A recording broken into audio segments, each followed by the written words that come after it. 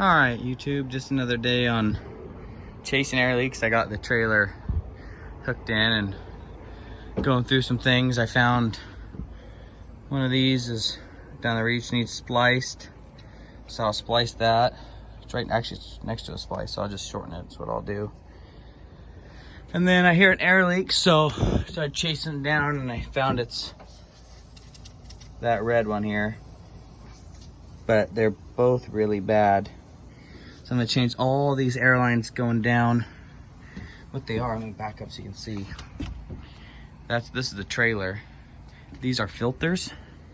And then, so from these filters, this is the valve. Here, let me go around this side. Oh, okay. This valve plies and releases your trailer brakes on the truck. So this one's new. You can see it's fairly new and clean. But these aren't, so I'm gonna go ahead and replace both these air lines with the scrap I got, and then I'll shorten this one, which isn't gonna hurt nothing, be a little shorter anyhow. And only be 3 inches shorter, 4 inches shorter. And then I've already inspected these as far as I can tell all the way down, and they all seem to be in good shape. So just that one little splice, and then the trailer should be good, because otherwise I can't detect any air leaks anywhere else on the trailer. So who knows how old they are with how dry they are. Anyways, I think that's next on the list, and then yeah, we'll get to it. All right, YouTube, working on splicing the bad spots out of the air hoses, and I'm going through my air hose fittings, or my air hose here, finding what I got. I think what I'm gonna do is just go ahead and take this splice and reuse it, just shorten that hose. And then you can see there's lots of extra lines. So, but under the electrical tape here, it's down on the ground.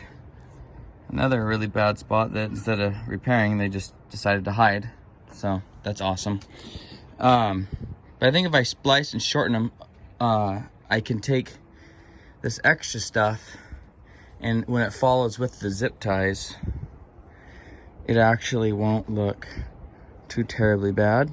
And then this will also get zip tied up and out of the way nicely. In my box of air hoses there, I got this splice there, and I'll use this splice for that bad spot. I think I got enough of the ferrules in there to change it out. So after we get that, I guess then we'll start on these. All right, YouTube, as I'm over here working on the truck, George and Addie are over there playing. What are you doing? You having fun? Do you love your brother? Huh? Hi. Hi. What are you doing, Rupert? Huh? You just relaxing? Rupert, behind you. All right, YouTube, I'll get back to this. Okay, YouTube, so I went ahead and took that extra splice that was in here. I still got to do that one, but I wanted to show you guys how these splices work. Just like a regular compression fitting for copper, just with rubber. This is your middle piece here, and these are your ferrules, just similar to like a ferrule on like a copper line or a DOT line. You just, only thing is they got slits to kind of bite into the rubber there. The long slit goes in towards, and you put this on here. You know, you put your ferrule on, you put this on, put your ferrule on, push that in there all the way, and then as you tighten it, it's tapered in there. Just crimps it all together. So I went ahead and wire wheeled this one up. I'm gonna wire wheel these up here, and but I'll do that after actually I'll do that now. And then yeah, then we'll go ahead and splice.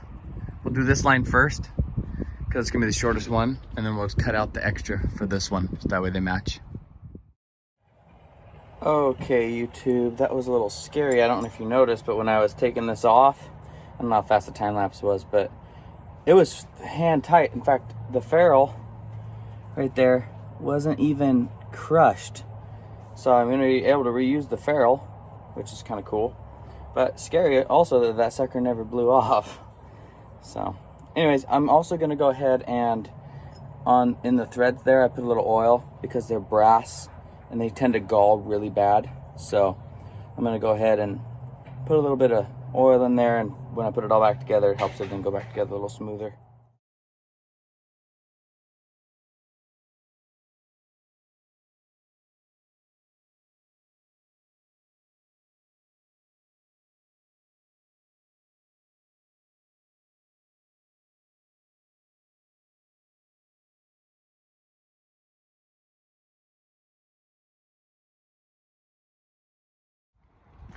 Okay, well, airlines are both spliced, same length.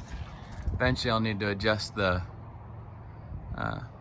little straps there that hold the airlines to the reach. But all should be able to zip tie up. I'm gonna go ahead and get a set of cutters and cut all the zip ties holding those airlines down so I can get all those airlines all done. Once I get them done, then we'll zip tie all this up and pretty it up.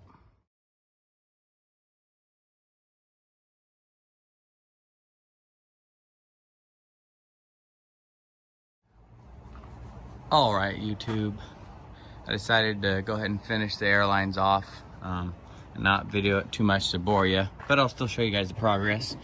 I went ahead and, as you guys saw, shortened these, kind of split the difference here, and got these lines close enough out of the way. Routed everything the way I wanted it.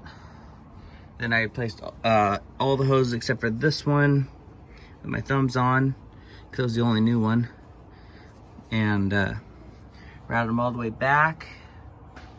And they look quite a bit better now too. And I did, let me climb down here, take a bunch of stuff off too. Like when I was under there, wrapped around the, I don't even want to call that beam in the middle there.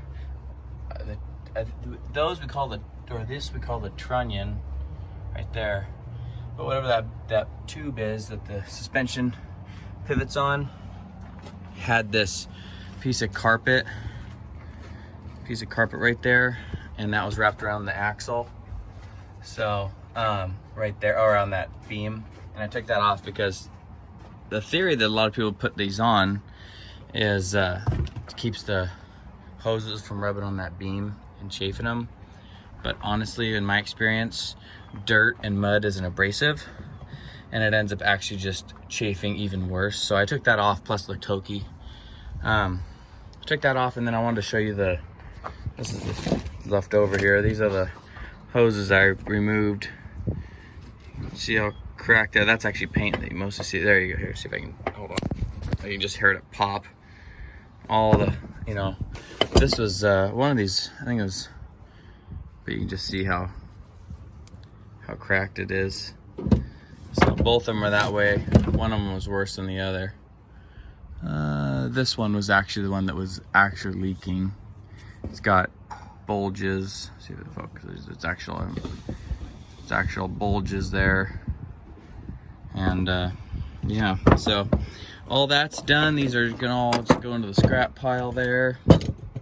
And yeah, anyways, YouTube, so that's it with the trailer. Now the trailer hopefully didn't have any more leaks, and I've inspected all of the lines going down the reach, and they look good shape. I did take these off, and when I removed them, I tightened everything up better, and except for those, there's two little bolts. Those are pretty rusted on. I'll have to cut those off, but that's not a big deal. Anyways, but I put pipe thread on all of them and zip tied everything up and out of the way. So the trailer should be done now, besides that crack in the bolster. And I'm pretty sure I got every air leak on the truck fixed now. So now I'm gonna start to more of the mechanical problems, like the cracks that it has and stuff like that. So, all right, YouTube, well, I hope you enjoyed this video. Stay safe, have fun, talk to you later.